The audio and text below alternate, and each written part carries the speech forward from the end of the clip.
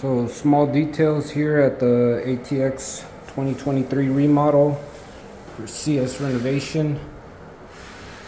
We are doing our trim right here, and just wanted to show you guys what I try to do here is fill in all the gap that's left after the tile guy's done.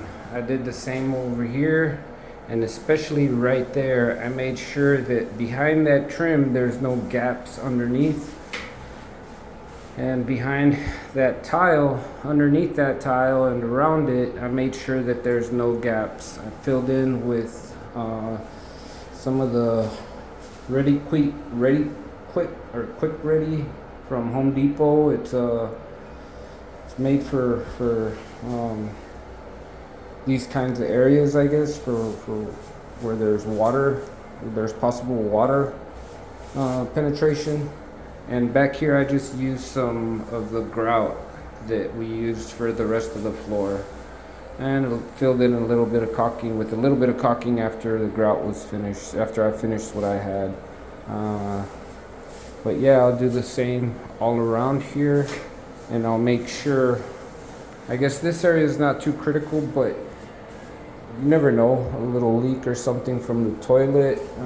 You want to make sure that there's no gaps like that behind the trim, because then that's just asking for problems in the future. I mean, it's not a big deal, I guess. Those are normally just left open like that, but I do like to close them up so there's no water penetration.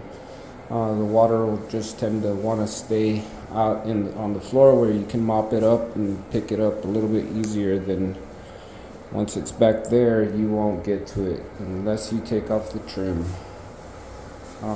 One other detail right here, our tile is, as you know, if you've laid this tile before, it's always off.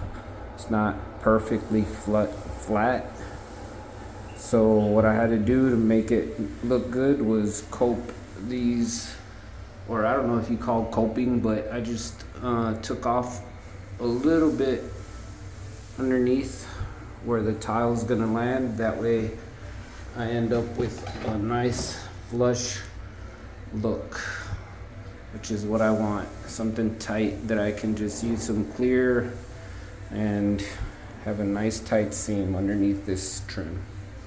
Thanks.